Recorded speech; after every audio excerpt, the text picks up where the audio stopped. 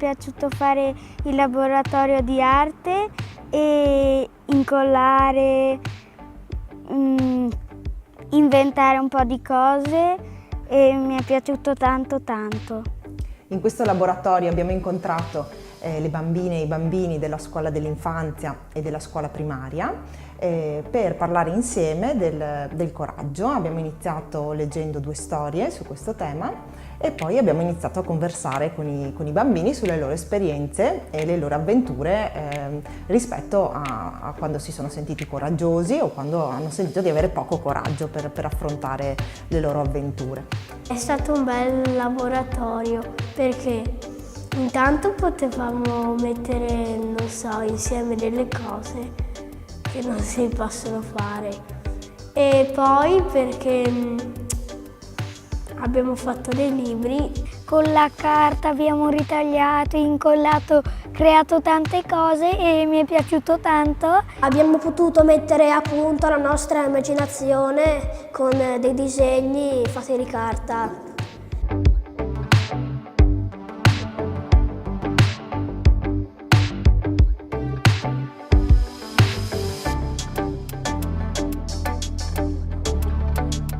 Siamo partiti per costruire insieme un personaggio che è il signor Coraggio o la signorina Coraggio e questo personaggio è poi stato utilizzato dai bambini per creare una loro personale storia a partire da un'ambientazione realizzata con la tecnica del collage. E mi è piaciuta anche la maestra, simpatica, ci ha letto dei libri e ci ha fatto vedere le figure. Ogni bambino ha poi concluso la sua storia del signor Coraggio e infine l'ha letta e raccontata a tutti gli amici in un momento conclusivo finale.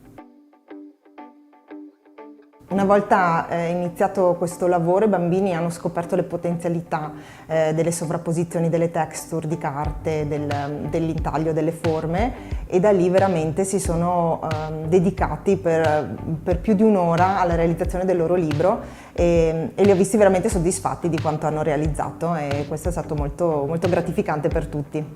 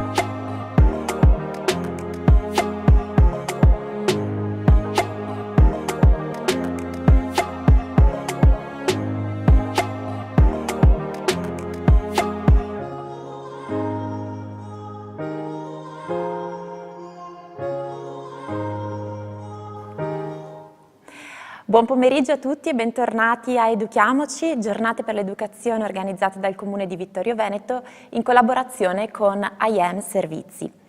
Ringraziamo gli enti che hanno concesso il patrocinio e tutti i numerosi partner che sostengono a vario titolo questa iniziativa. Siamo in diretta dalla scuola secondaria di primo grado Lorenzo da Ponte di Vittorio Veneto e stiamo trasmettendo sul profilo social di Educhiamoci e sul canale YouTube del Comune di Vittorio Veneto. Salutiamo il pubblico che ci sta seguendo da tutta Italia e vi invitiamo come sempre a condividere sui vostri canali le nostre dirette, ringraziandovi naturalmente per il supporto che ci state dando. All'inizio di questa diretta abbiamo visto un breve video di una delle esperienze laboratoriali che abbiamo condotto nelle scorse settimane, nello specifico quella con Corinne Zanette, dal titolo L'avventura dell'immaginazione, creiamo una storia illustrata sul tema del coraggio. Il titolo di questa terza edizione di Educhiamoci è appunto Ci vuole coraggio, un tema che abbiamo deciso di trattare considerando varie sfaccettature e invitando molti professionisti, molti ospiti nazionali e internazionali per interrogarci su come possiamo fare in modo che la nostra azione educativa sia sostenuta da un pensiero di cuore. Vi ricordiamo che tutto il programma della manifestazione è presente sul sito www.educhiamocivittorioveneto.it. Prima di presentarvi l'incontro di oggi lascio la parola all'assessora Antonella Caldarta, assessora alle politiche scolastiche del Comune di Vittorio Veneto, per un saluto istituzionale. Grazie, bentrovate, bentrovati a tutti.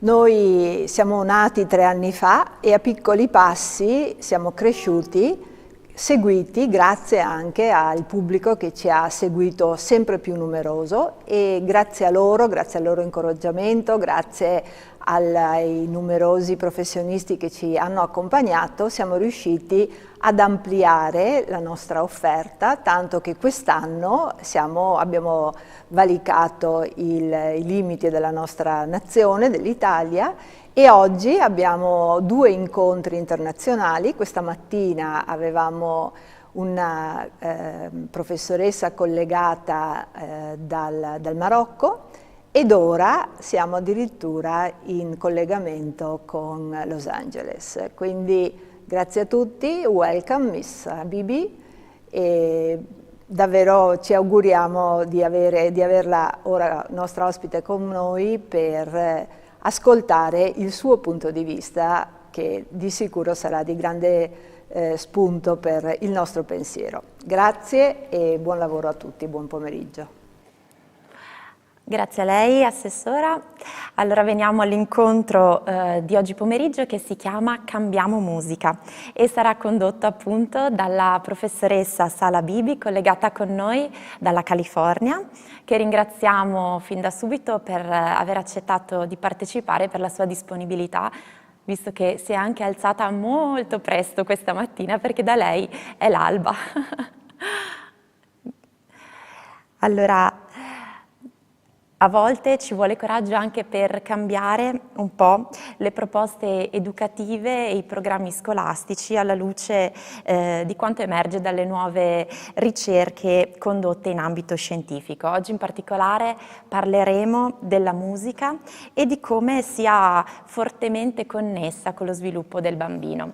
Ne parleremo appunto con la professoressa Assal Habibi, professoressa associata di ricerca di psicologia presso il Brain and Creativity Institute della University of Southern California. La sua ricerca adotta un'ampia prospettiva sulla comprensione dell'influenza delle arti e in particolare della musica sulla salute e sullo sviluppo, concentrandosi su come le disposizioni biologiche e le esperienze di apprendimento modellano il cervello e lo sviluppo delle capacità cognitive, emotive e sociali durante l'infanzia e l'adolescenza.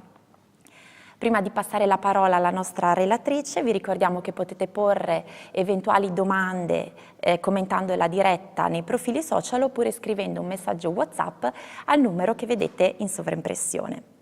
Lascio quindi la parola alla professoressa Assal Habibi. Buon incontro a tutti. Wonderful. Well, thank you so much. Buongiorno a tutti quanti, grazie per l'invito. È un grande piacere per me essere qui questa mattina, per me è mattina, e mi auguro che magari ci sia una prossima volta in cui magari potrò essere presente di persona. Io in realtà vi parlerò di un progetto, e parlando di coraggio, vi ringrazio per avere il coraggio appunto di aver deciso di invitarmi. Io vi parlerò dell'impatto che l'educazione musicale può avere sullo sviluppo del bambino. Ci sono delle esperienze che hanno dimostrato che sicuramente l'educazione musicale, ma artistica in generale, può incidere sullo sviluppo del bambino. L'educazione musicale può essere intesa come uno strumento che il bambino può utilizzare per affrontare diverse situazioni di stress. Ma capiamo cosa accade quando un bambino suona la musica. Quando si suona la musica bisogna imparare a suonare uno strumento, bisogna seguire le note visivamente, bisogna tradurre questi simboli astratti in movimenti precisi delle dita, e bisogna anche ascoltare, continuare ad ascoltare per capire se le note sono seguite correttamente. Bisogna poi adattare il movimento delle dita sullo strumento, bisogna mantenere il ritmo. Bisogna poi sincronizzarsi con gli altri musicisti se si suona all'interno di un'orchestra, ad esempio, o se si canta all'interno di un coro, e quindi bisogna sincronizzarsi con gli altri, e poi magari bisogna anche ascoltare e seguire le indicazioni del direttore dell'orchestra, e in tutto questo il cervello svolge diverse attività. Questa è un'immagine del nostro cervello visto dal lato destro, e vediamo queste aree evidenziate in un colore più scuro sono le regioni del cervello che sono maggiormente coinvolte durante la pratica della musica. Parliamo della regione del sistema uditivo motorio, e ve lo sto mostrando qui, e anche alcune delle reti esecutive motorie. Quindi accadono molte cose a livello cerebrale. Allora ci siamo chiesti, la formazione musicale aiuta nello sviluppo delle funzioni cerebrali? Bene, è stato dimostrato che la formazione musicale ha un effetto sullo sviluppo infantile. Questi sono degli studi che sono stati condotti negli ultimi anni, che hanno dimostrato che, ad esempio, bambini neonati di soli 12 mesi, esposti ad un'esperienza di musica attiva o passiva, come ad esempio una mamma che porta il neonato ad un incontro musicale e dondola il bambino al ritmo della musica. Questi bambini, se esposti ad un'esperienza attiva di musica, dimostrano un migliore sviluppo dei gesti comunicativi prelinguistici e un comportamento sociale. È stato anche dimostrato che se prendiamo sempre un bambino di 14 mesi e lo dondoliamo al ritmo della musica in modo sincrono, allora questo promuove una struttura, un comportamento altruistico prosociale. Sappiamo anche che i bambini che imparano la musica sono più bravi nell'apprendimento nella lingua, molto più che i bambini che non sono esposti alla formazione musicale. Abbiamo confrontato dei bambini che hanno seguito un corso di musica rispetto a bambini che hanno invece seguito un corso di recitazione. Abbiamo visto che c'è un maggiore sviluppo delle funzioni cognitive in questi bambini. Quindi ci sono diverse prove, diverse evidenze che dimostrano che la formazione musicale aiuta i bambini con lo sviluppo delle competenze cognitive. Ma per quanto riguarda poi le competenze esecutive e sociali, è stato dimostrato che, ad esempio, bambini che partecipano a attività musicali congiuntamente, per questi bambini aumenta il comportamento spontaneo cooperativo. Ad esempio abbiamo chiesto a questi bambini di compiere delle attività insieme, e abbiamo notato che aumenta anche l'indice di empatia. L'empatia cos'è? La capacità di condividere, di comprendere le emozioni degli altri, capire se gli altri bambini attorno a noi sono tristi, sono felici, e tutti questi elementi, e soprattutto l'indice di empatia, sono molto importanti per lo sviluppo appunto dei nostri bambini. Tutto questo ha rappresentato la base dei nostri studi. Noi sappiamo che ad esempio, è stato dimostrato che chi suona la musica va meglio, ad esempio, in matematica e ha migliori competenze migliori competenze cognitive.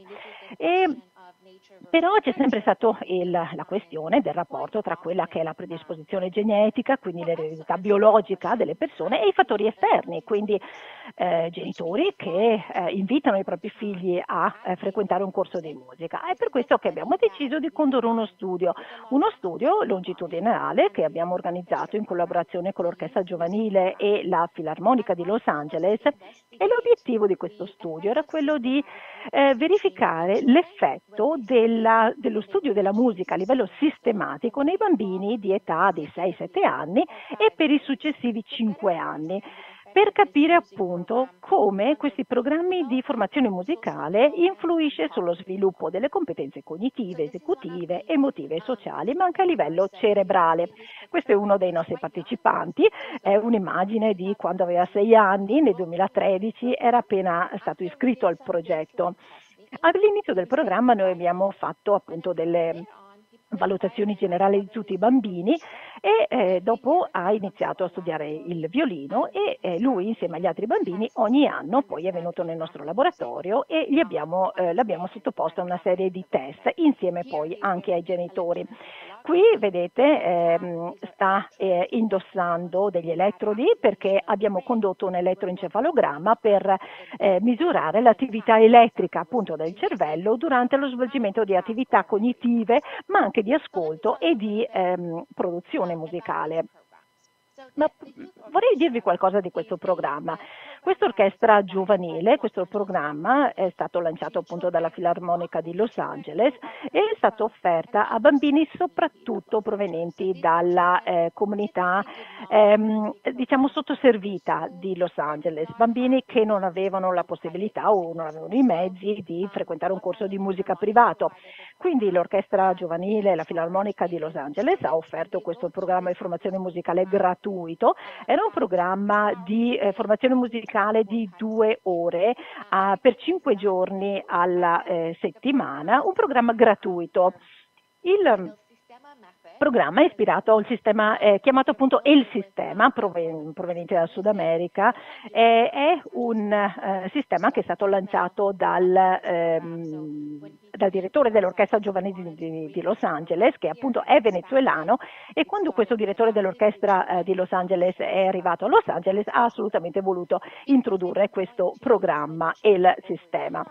Ora, perché volevamo appunto seguire questi bambini nel tempo, avevamo bisogno anche dei gruppi di controllo, perché sappiamo che tutti i bambini migliorano nelle proprie competenze cognitive, di lettura, di calcolo negli anni. Abbiamo quindi scelto 2 gruppi di controllo, un gruppo di controllo sportivo che seguiva un corso di calcio. Abbiamo scelto il calcio perché è una attività che richiede appunto movimento fisico, è un'attività che vede appunto il gioco in gruppo e quindi le interazioni sono abbastanza simili a quello del suonare in un'orchestra. E poi abbiamo scelto un gruppo di controllo passivo, di nuovo bambini provenienti dalla stessa comunità a basso reddito di Los Angeles, che però non frequentava alcun tipo di attività sportiva o musicale.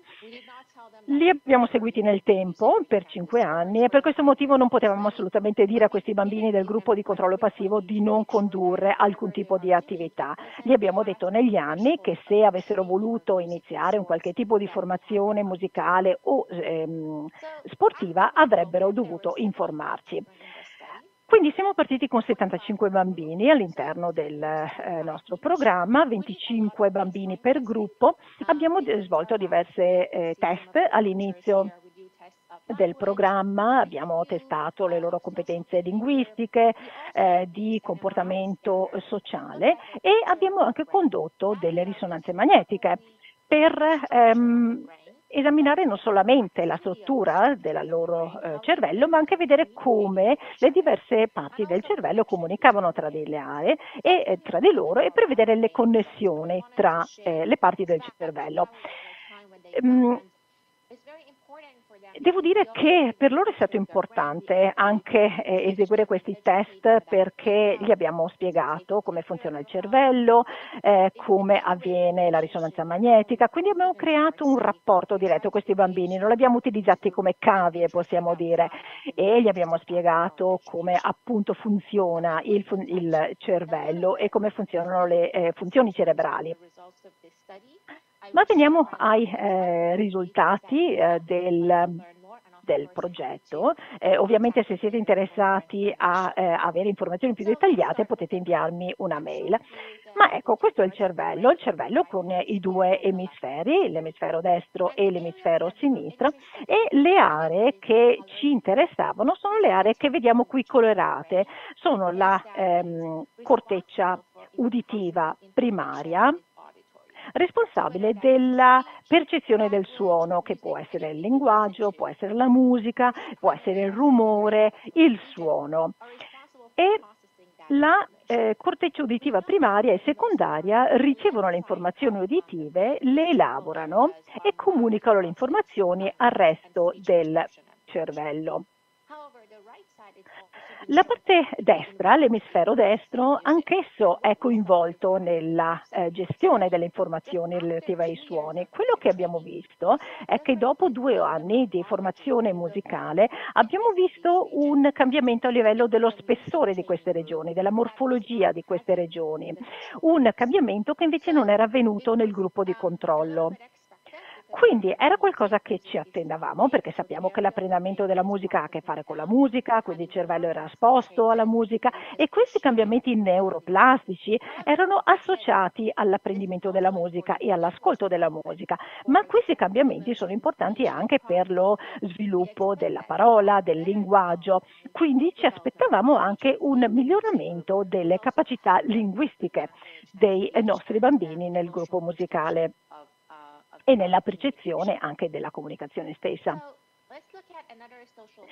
Vediamo poi un altro compito sociale che abbiamo esaminato. Bene, noi e questi bambini ovviamente erano esposti al ritmo e gli abbiamo chiesto di fare questo esperimento, un esperimento di sincronizzazione del ritmo, nel quale c'era l'operatore che suonava una batteria. Abbiamo chiesto loro di tamburellare con le mani su un oggetto per ripetere il ritmo che veniva prodotto dall'operatore. E dopodiché gli abbiamo chiesto di svolgere delle attività che coinvolgevano della condivisione. La bambina, vedete qui sotto, aveva dei blocchi delle costruzioni, ad un certo punto l'operatrice non aveva più blocchi e abbiamo voluto vedere quanto la bambina fosse disposta a condividere i suoi blocchi con l'operatrice, che appunto non ne aveva più a disposizione. Questo perché sicuramente i bambini prima o poi si trovano in una situazione a livello sociale in cui dovranno condividere. Per quanto concerne la condivisione, la percezione del ritmo, vediamo che la sincronizzazione porta ad un miglioramento del comportamento prosociale. Questo miglioramento è più evidente nel gruppo musicale, molto meno nel gruppo di controllo, e i bambini del gruppo sportivo si piazzano, possiamo dire, a metà tra il gruppo musicale e il gruppo di controllo. Questo è un confronto tra il primo anno e il quarto anno. La cosa più interessante è vedere che man mano che aumentava la sincronizzazione migliorava il comportamento prosociale dei bambini, quindi maggiore sincronizzazione, maggiore disponibilità dei bambini a condividere i propri giocattoli, a condividere i pezzi del Lego con cui stavano giocando.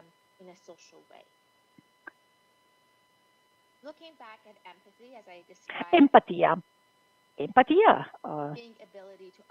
Cos'è l'empatia? L'empatia è la capacità di comprendere e condividere i sentimenti e le sensazioni degli altri. Come abbiamo valutato l'empatia? Abbiamo mostrato un breve video nel quale il protagonista affrontava un'esperienza particolarmente emotiva, che poteva essere un'esperienza di tristezza, di felicità, di rabbia, e in questo caso la bambina aveva appena perso il suo migliore amico. Abbiamo poi chiesto ai bambini dei vari gruppi come si sente la bambina in questo film, e i bambini ovviamente rispondevano triste.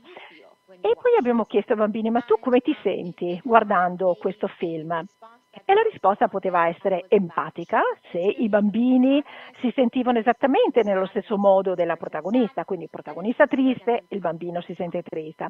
Altrimenti, se i bambini vedevano una scena di tristezza ma non si sentivano tristi, la risposta era non empatica.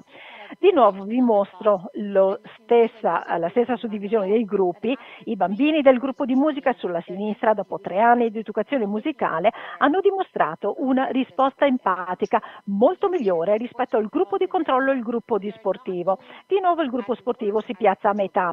Questo perché l'empatia è un qualcosa che non si impara direttamente nella vita o anche suonando la musica, ma è una capacità che si sviluppa naturalmente. Abbiamo poi voluto parlare con i genitori dei bambini e abbiamo chiesto come valutate lo sviluppo dei vostri bambini dal punto di vista delle competenze socio-emotive dei vostri figli. Abbiamo valutato il livello di aggressività di iperattiva in viola il primo anno, in rosso il terzo anno e vedete che soprattutto nel gruppo musicale i genitori hanno detto che i propri figli erano diventati molto meno aggressivi e iperattivi rispetto all'inizio. Non abbiamo visto gli stessi risultati nel gruppo sportivo. Diciamo che i bambini erano leggermente meno aggressivi e meno iperattivi e sfortunatamente nel gruppo di controllo i risultati erano esattamente gli opposti. I bambini hanno detto che i loro bambini erano diventati più aggressivi e più iperattivi. Ovviamente non si va a un corso di musica per diventare meno iperattivi, meno aggressivi. Di nuovo queste competenze sono un prodotto secondario della formazione musicale.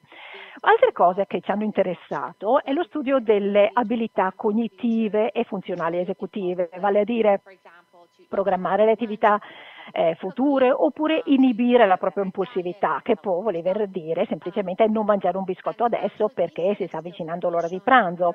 Abbiamo potuto dimostrare che queste abilità permettono di prevedere il successo dei bambini, successo a livello sociale ma anche a livello scolastico e ci siamo chiesti quanto l'educazione musicale potesse incidere su queste competenze. Non so se avete già visto questo tipo di prova, una prova della gratificazione ritardata. Abbiamo offerto 3 diverse ricompense ai nostri bambini, questa è una schematizzazione. Abbiamo offerto questi M&M's, queste caramelle e abbiamo detto preferite avere una M&M's adesso oppure ti aspetti un po', ti possiamo dare 2 M&M's oppure se aspetti ancora di più te ne possiamo dare 6 e abbiamo appunto visto quanto i bambini fossero disposti ad aspettare per ricevere una ricompensa più grande o ancora più grande più avanti. Abbiamo visto che i bambini del gruppo musicale erano più disposti ad aspettare per avere una ricompensa più grande. Quindi quando la ricompensa era piccola, delle volte i bambini del gruppo musicale aspettavano la ricompensa più grande, altre volte invece preferivano immediatamente la ricompensa più piccola. Quando però veniva proposta una ricompensa più grande, quindi passiamo dalla ricompensa 1 alla ricompensa 6, i bambini tendevano ad aspettare più a lungo, appunto perché sarebbe arrivata una ricompensa ben più grande. Adesso vi mostro il gruppo di controllo. Nel gruppo di controllo non c'è alcuna differenza. Che la ricompensa fosse piccola, media o grande, i bambini alcune volte volevano la ricompensa immediata, altre volte no. Quindi vuol dire che i bambini non erano in grado di programmare la propria decisione. Nel gruppo invece sportivo, il gruppo sportivo è posizionato a metà tra il gruppo musicale e di controllo. Abbiamo poi condotto delle altre attività durante la risonanza magnetica, quindi li abbiamo inseriti nella risonanza magnetica e gli abbiamo fatto vedere questo schermo e li abbiamo esposto a degli stimoli. Gli abbiamo proiettato delle parole in diversi colori. Vedete ad esempio la parola red, rossa, è mostrata in colore rosso, ma può essere mostrata anche in colori diversi. In questo caso la parola è incongruente perché il colore green, che vuol dire verde, è mostrata nel colore giallo. Quindi in questo caso bisogna dire blu, anche se è scritto di colore rosso. Quindi i bambini dovevano leggere la parola, o meglio, leggere il colore senza dire la parola che vedevano. La risposta poteva essere congruente, se il colore della parola corrispondeva a quello che era scritto, o incongruente. Vediamo adesso i risultati, o meglio, vi mostro delle immagini delle risonanze magnetiche durante questo tipo di prova. Vedete qui gli emisferi del cervello. Questo è l'emisfero sinistro e ci stiamo concentrando sulla circonvoluzione temporale inferiore e sul lobo dell'insola anteriore. E vediamo in particolare la corteccia motoria e premotoria, che sono proprio le regioni coinvolte nell'inibizione. In questo caso vediamo una maggiore funzionalità della circonvoluzione temporale inferiore, della corteccia motoria e premotoria, che sono appunto le regioni che sono coinvolte nel processo decisionale e sono le regioni che controllano l'inibizione. E qui vediamo la situazione dei bambini esposti alla formazione musicale rispetto ai bambini del gruppo di controllo nel momento in cui davano le risposte congruenti oppure incongruenti. Cosa dimostra questa immagine? Che la formazione musicale non solamente migliora la percezione del suono, del ritmo, ma avvengono anche delle modifiche a livello cerebrale per quanto riguarda il controllo dell'inibizione. L'ultima cosa che vorrei farvi vedere per quanto riguarda i risultati di questo progetto è un'altra immagine, un'immagine molto colorata, molto carina, che mostra le direzioni dei percorsi che avvengono per collegare le diverse parti del cervello. Una parte particolarmente interessante del cervello è quel fascio di fibre che collega l'emisfero sinistro con l'emisfero destro, si chiama corpo calloso. A destra vedete un'immagine dall'alto del cervello. Questo corpo calloso collega, dicevo, l'emisfero sinistro con l'emisfero destro e consente la comunicazione, l'integrazione della comunicazione tra i due emisferi. Quello che vogliamo mostrare qui è che abbiamo abbiamo esaminato i nostri bambini, il cervello dei nostri bambini all'inizio e non abbiamo notato differenze tra i diversi gruppi. Dopo 2 anni abbiamo visto una connettività più robusta nei cervelli, non solamente nelle parti che collegano i due emisferi del cervello, ma anche e soprattutto nella sezione frontale del cervello.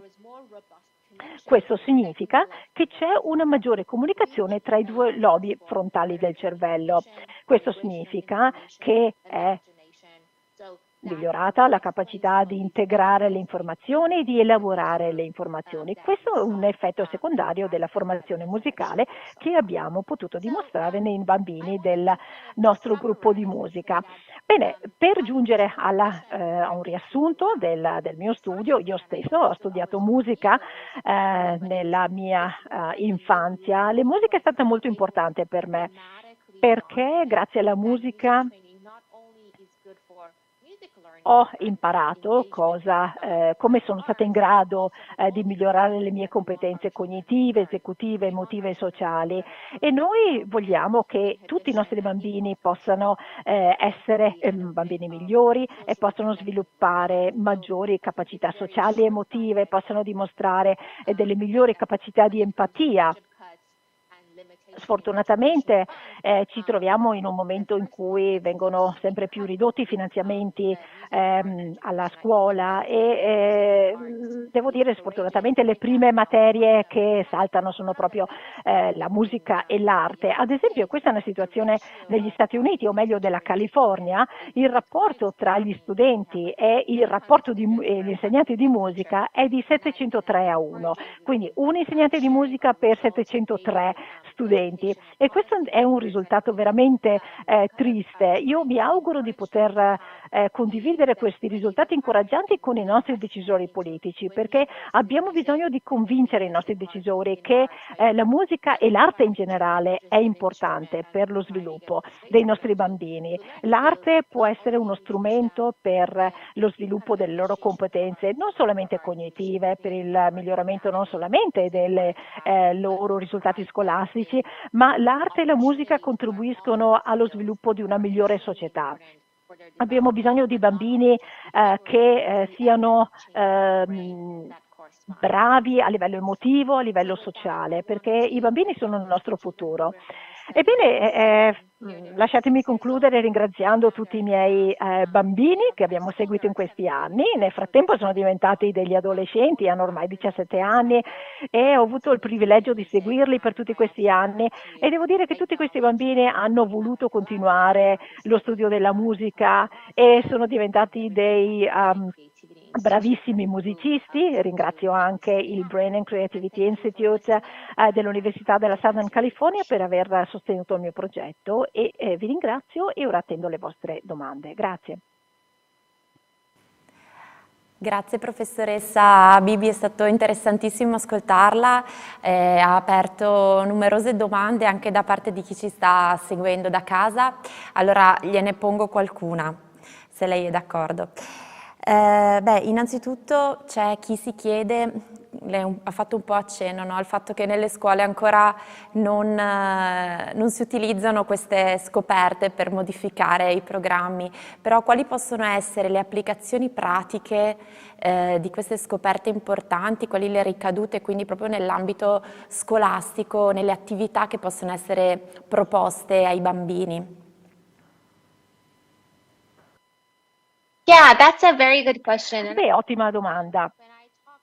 Quando parlo con i genitori ma anche con gli insegnanti, dobbiamo ricordarci innanzitutto che la musica fa parte della nostra evoluzione. Noi suoniamo qualsiasi tipo di musica, ma anche cantiamo, balliamo, ascoltiamo la musica fin dalla giovanissima età. Quindi la musica non deve essere per forza suonare uno strumento, ma può essere anche una mezz'ora di esposizione alla musica, oppure suonare, ballare insieme, suonare qualche tipo di batteria improvvisata. Non chiedo ai bambini di frequentare dei corsi di musica privata, ma perché no far parte di un coro? Anche il coro è un'attività divertente. I bambini devono amare quello che fanno, e se si appassionano poi possiamo pensare a degli investimenti.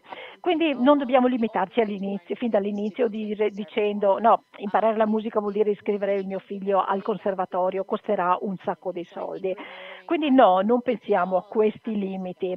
A casa tutti possiamo la musica, perché non iniziare a cantare in famiglia con la mamma e il papà, oppure utilizzare le pentole come batterie e suonare in casa. E di nuovo attività molto semplici, quindi un coro di bambini, oppure l'orchestra della parrocchia, e poi formazione di gruppo. Questo può essere l'inizio. Poi ovviamente se c'è un interesse, perché non proseguire con un corso privato di musica.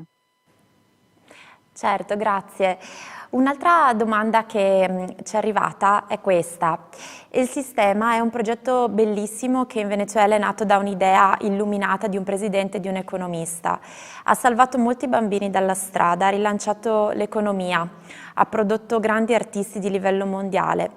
Risulta però che sia stata poco imitata negli altri paesi. È così oppure si è diffusa?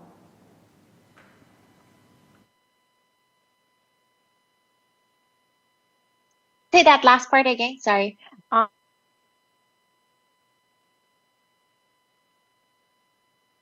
Oh, I see. Yeah. Well, I think it has been implemented Sì. in different ways. Dunque, il sistema è stato attuato in vari modi, in varie parti del mondo. Il sistema è stato creato specificatamente per la realtà economica, sociale, politica del Venezuela di quel momento. Il sistema è stato poi tradotto in America in modo diverso, perché la società americana è diversa e anche a livello economico, ma so che il sistema fa parte del sistema scolastico in altre parti del Sud America. Ci sono diversi programmi che sono stati lanciati per avvicinare i bambini alla musica, ma non sempre si parla di musica classica, ad esempio in Asia la musica preferita è una musica diversa, non è la musica classica alla quale siamo abituati noi in Europa o in America.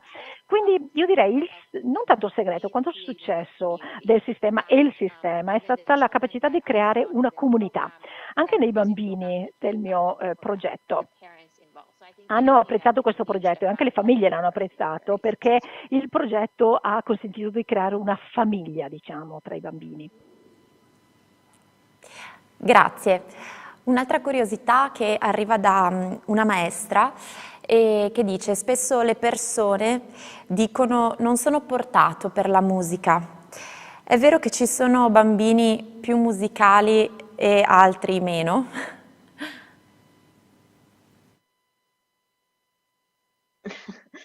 I hear that question all the time Bene, è too. una domanda che mi viene posta un sacco di volte e io rispondo: non è vero. Tutti possiamo cantare, anche se non tutti, magari possiamo farlo di fronte ad un pubblico, ma come le altre competenze linguistiche, competenze di matematica, di calcolo, sì, siamo geneticamente predisposti nei confronti della matematica, oppure delle capacità fisiche, oppure, non so, verso l'apprendimento della lingue straniere, ma il fatto di non essere predisposto per la musica non vuol dire che non dovremmo dare la possibilità ai nostri bambini di imparare la musica. I nostri figli non diventeranno il Pavarotti del futuro, però non dobbiamo inibirli. Noi non tutti sono bravi, ad esempio, a parlare in pubblico, non tutti sono bravi a imparare le lingue straniere, ma comunque possiamo fare qualcosa e non dobbiamo sentirci incapaci di imparare una lingua o di parlare di fronte a qualcuno. E quindi io incoraggio sempre i bambini con cui lavoro.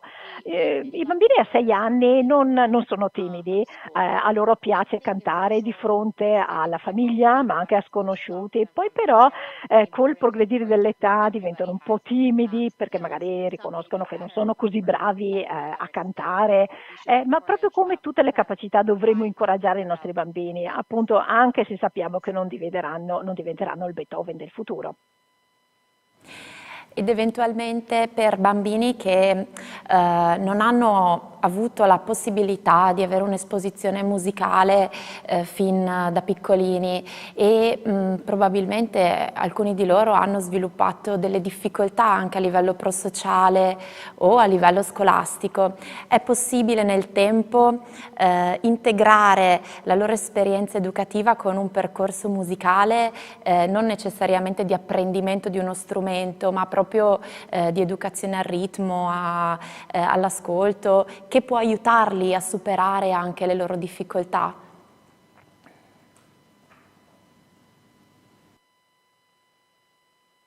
Yeah, that's a very good question. Ma sì, sicuramente, ottima domanda. Con il nostro studio abbiamo anche voluto affrontare delle età diverse, quindi abbiamo confrontato i bambini di 8 anni con bambini di 14-15 anni, bambini che non avevano avuto alcuna formazione musicale in precedenza. Abbiamo visto che anche introducendo l'educazione musicale all'età di 12, 13, 14 anni, età in cui i bambini passano dalla scuola secondaria alla scuola superiore. Sicuramente questa formazione musicale ha aiutato nelle competenze emotive e sociali, anche ad un'età più avanzata. Abbiamo visto soprattutto nel periodo della pandemia che tutti questi bambini di diverse età hanno utilizzato la musica come valvola di sfogo. Quindi, ritornando alla sua domanda, anche se il bambino non ha intenzione di prendere in mano un violino, imparare a suonare il pianoforte, perché non creare dei gruppi di nuovo di percussioni improvvisate? L'idea è divertiamoci con la musica, ascoltiamo le canzoni delle nostre band preferite, cantiamo le canzoni dei cartoni animati con i bambini, qualunque tipo di esposizione alla musica va bene. Grazie, grazie davvero. C'è ancora una curiosità e questa volta un po' più specifica sul metodo che è stato utilizzato nel vostro esperimento. Questa domanda chiede che tipo di esperienze musicali hanno fatto i bambini del gruppo sperimentale, solo esercizi di ritmo o anche musica di insieme, esperienze in orchestra, eccetera. Solo musica classica o altro? Quindi c'è un tipo di musica che più di altre predispone ad avere i risultati che avete ottenuto? Yeah, that's again a very good question. Allora, So di nuovo, ottima domanda.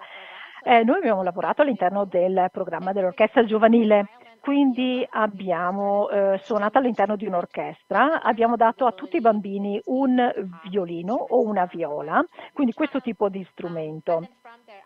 E abbiamo quindi insegnato ai bambini inizialmente il violino e la viola, dopo 3 anni siamo passati ad ulteriori strumenti. Questo è proprio un requisito del sistema e il sistema. E dopodiché ci siamo concentrati sulla musica classica, questo perché era previsto dal sistema e il sistema.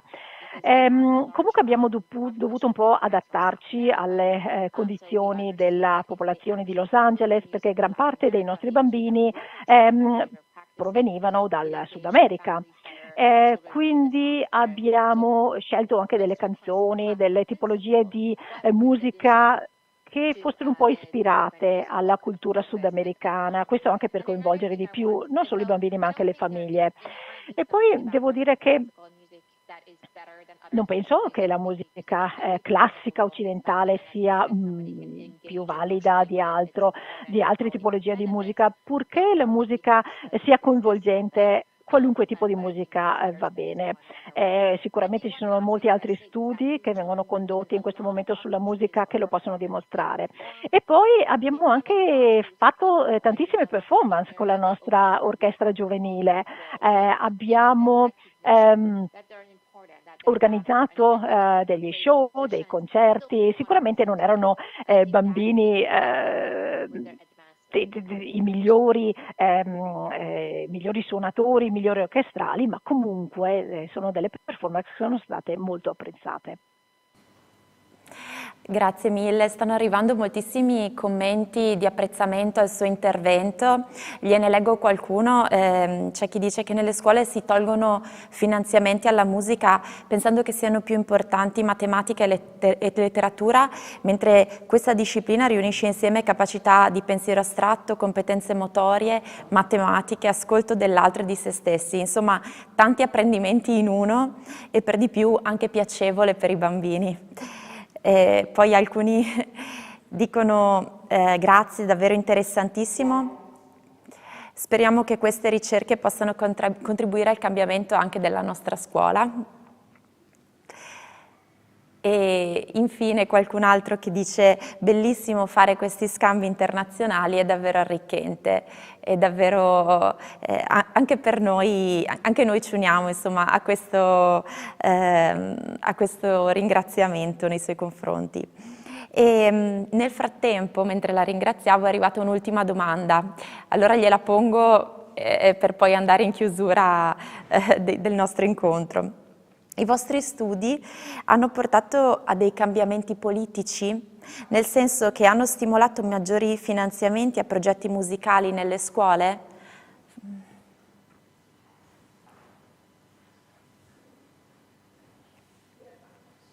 Yeah, let me answer that, and then now thank you for inviting me to. Bene, innanzitutto vi ringrazio per il vostro invito. Venendo a questa domanda, noi abbiamo condotto questo studio e anche altri studi hanno dimostrato il beneficio della musica nello sviluppo delle competenze dei nostri bambini. In California è stata passata una proposta di legge che prevede che l'educazione musicale debba diventare obbligatoria nelle scuole per tutti i bambini, perché è stato dimostrato che la musica arricchisce i nostri bambini, magari non direttamente, ma è stato dimostrato che ci sono dei cambiamenti nelle competenze esecutive, ma anche emotive e sociali dei bambini. Quindi le cose si stanno cambiando molto gradualmente, molto lentamente, dall'interno, e io ringrazio anche i nostri decisori politici per il coraggio che hanno dimostrato nel decidere di investire nell'educazione artistica e musicale. Di nuovo io vi ringrazio, mi auguro di poter incontrarvi in futuro, magari di persona, e spero di apprendere anche qualcosa del vostro sistema. Vi ringrazio. Grazie infinite a lei, dottoressa, è stato veramente piacevole e interessante ascoltarla. Ringraziamo di cuore anche Katia Orso per la traduzione simultanea che ci ha permesso di poterci comprendere in modo così chiaro e preciso. Grazie davvero ad entrambe e ci auguriamo... Thank you, and thanks for the translation as well. Have a great day. Bye bye. Arrivederci, grazie. Ci auguriamo anche noi che insomma, quello che abbiamo ascoltato oggi possa davvero portare a dei cambiamenti anche nelle nostre scuole, nei nostri programmi educativi. Allora andiamo in chiusura ricordandovi come al solito che il Comune di Vittorio Veneto, assessorato alle politiche scolastiche, vi ringrazia per aver partecipato e vi invita a continuare a seguire anche i prossimi appuntamenti che trovate sul sito www.educhiamocivittorioveneto.it. In particolare alle 17:30 avremo l'appuntamento con Teresa Farroni dal titolo Gli infiniti sentieri del neurosviluppo, e questa sera alle 20:30 saremo in diretta dal Teatro Lorenzo da Ponte di Vittorio Veneto con il professor Umberto Galimberti e un intervento dal titolo Ripensare all'educazione verso un sostegno autentico ai giovani. Arrivederci a tutti e a più tardi.